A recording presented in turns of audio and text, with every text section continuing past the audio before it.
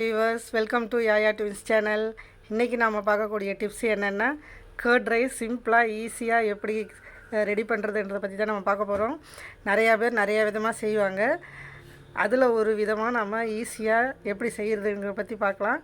அதுக்கு முன்னாடி நம்ம சேனலை இது வரைக்கும் சப்ஸ்கிரைப் பண்ணாதவங்க சப்ஸ்கிரைப் பண்ணிக்கோங்க. பக்கத்தில் உள்ள பெல் பட்டனை கிளிக் பண்ணிட்டு பக்கத்துலேயே ஆளுங்கிறதையும் கிளிக் பண்ணிக்கோங்க. அப்போ தான் நான் போடுற வீடியோ உங்களுக்கு நோட்டிஃபிகேஷனில் அப்டேட் ஆகும். ஓகேங்களா, வாங்க வீடியோக்குள்ளே போகலாம். அதுக்கு நமக்கு தேவையான திங்ஸ் கருவேப்பிலை, கடுகு, ஊறுகாய் மிளகா. நம்ம பச்சை மிளகா தான் யூஸ் பண்ணுவோம். அது நம்ம சாப்பிடக்குள்ளே எடுத்து போட்டுருவாங்க. அதனால் நமக்கு ஊறுகாய் மிளகா போட்டால் நமக்கு இதுக்கு சைட் டிஷ்ஷே தேவையில்லை. நல்லா டேஸ்டியாகவும் சூப்பராகவும் இருக்கும். வாங்க அதை நம்ம தாளிச்சிக்கலாம். இப்போ ஃபஸ்ட்டு நம்ம ஊறுகாய் மிளகாவை சேர்த்துக்கலாம். நமக்கு நல்லா செவரணும் ஊறுகாய் மிளகா. அடுத்ததாக நம்ம கடுகு சேர்த்துக்கலாம்.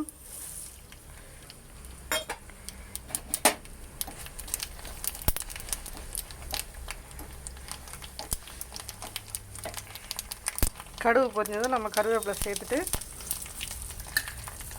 பெருங்காயத்தூள் கொஞ்சம் சேர்த்துக்கலாம்.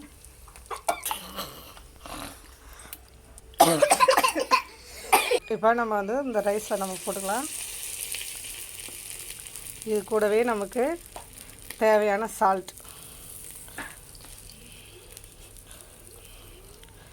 இப்போது தயிர் நம்ம ஊற்றிக்கலாம். நல்ல கெட்டியான பசுந்தயிர் ஊற்றினா நமக்கு ரொம்பவே டேஸ்டியாக இருக்கும். இப்போ நல்லா நம்ம மிக்ஸ் பண்ணிக்கலாம். இப்போ நம்ம தயிர் சாதம் கிண்டியாச்சு. அதை ஒரு நம்ம பவுலில் ட்ரான்ஸ்ஃபர் பண்ணிக்கலாம்.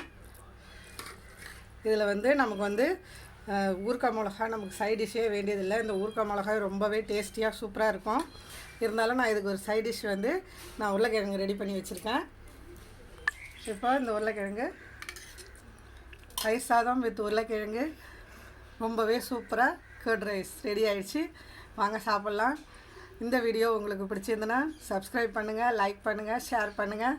தேங்க்ஸ் ஃபார் வாட்சிங்.